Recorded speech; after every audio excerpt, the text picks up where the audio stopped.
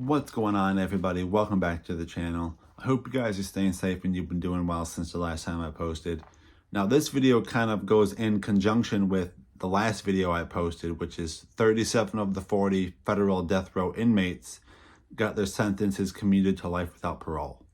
Now, I probably, like you guys did as well, thought that was just the end of the story, that they'd fade off into prison and they'd just do the rest of their life sentences and they'd just be happy to be off of death row, you know what I mean?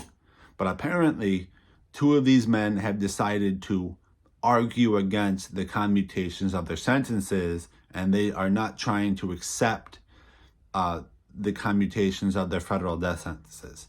So we're going to talk about the two men today who have decided to fight against their federal commutations of their sentences.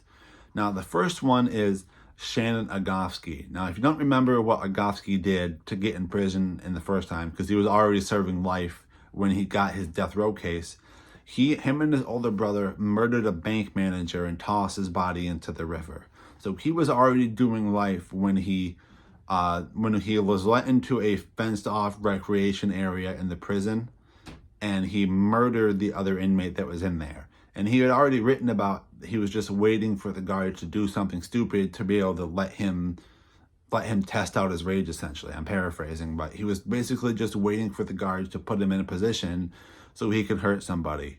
And on top of all of this, that murder of that other inmate was caught on camera. Now, Agofsky was a member of a white supremacist organization in prison, but they don't believe that the murder was racially motivated because the person was white, and they also don't think it was like a gang violence thing, like he did something against the gang, so he's got to eliminate him or something like that.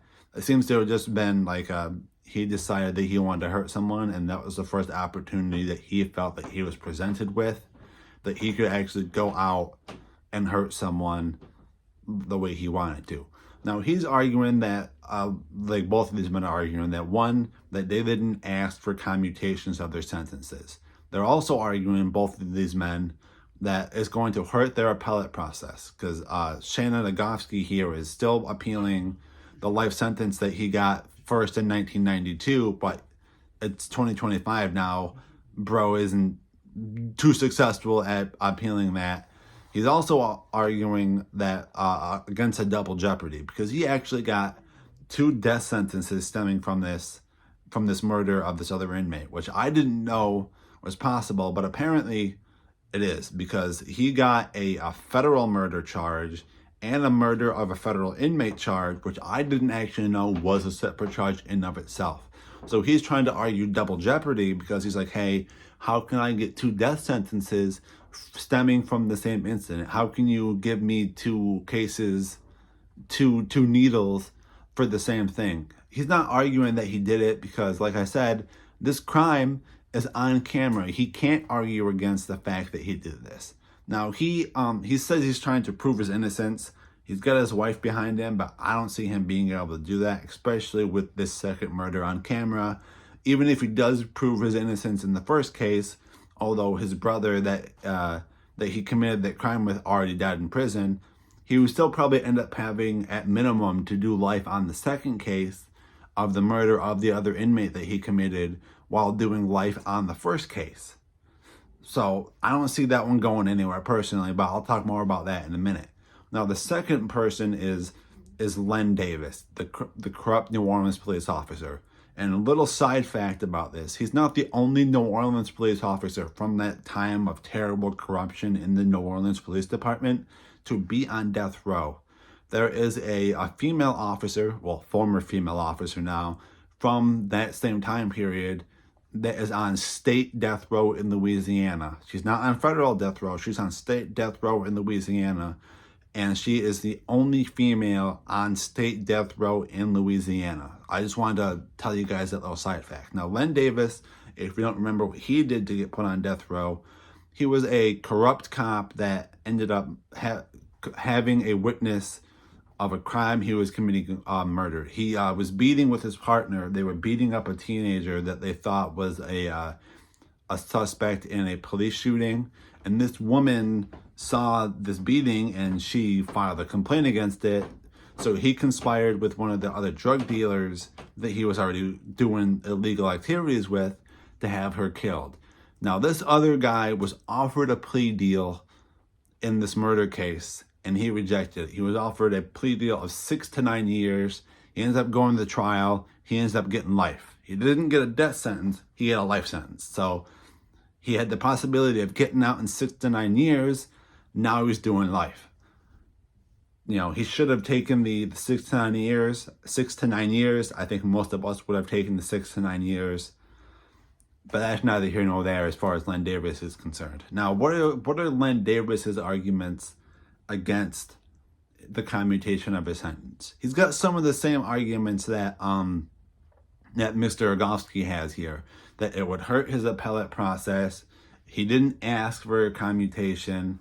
Now, he's also saying that it would hurt his chances to reveal corruption in the justice system, but he's a corrupt cop that was on death row for doing something that, not one, that you just shouldn't do, you shouldn't murder people. And he's also arguing that they're violating his civil rights because the federal government doesn't have jurisdiction to convict him of the civil rights violations of Kim Groves, the murder victim that he was actually convicted of.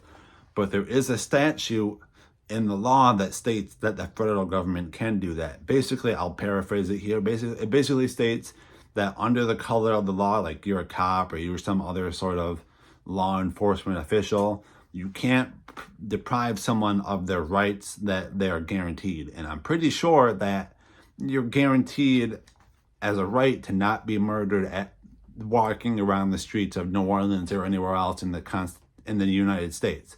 I'm pretty sure that's a right you have. So I don't think either of these guys are going to be successful with appealing their cases. And I don't think that either of them are going to be successful in arguing against their commutation of their sentences, because as far as commuting the sentences of federal prisoners, the president of the United States, whether it be Biden, Trump, George Bush, Truman, whoever is president, has the ultimate authority to commute those sentences, and he doesn't need the permission of those prisoners to commute those sentences. Now, I don't know what the commutation of the sentences does for these cases. I just couldn't find that. I don't know if they'll still be able to fight their cases in the same way as they were when they were on death row. I couldn't find that information. I tried to. So that's today's video, guys. Let me know what you think about this video. Let me know if you think that these guys are making smart decisions. Let me know if you think they're making the right decisions and all that stuff. If you like this video, remember to like it, comment on it, share it, subscribe to the channel, all that good stuff. If you have other suggestions of other videos, true crime or not, put it down in the comment sections and I just might do it. And until next time, guys, have fun and stay safe.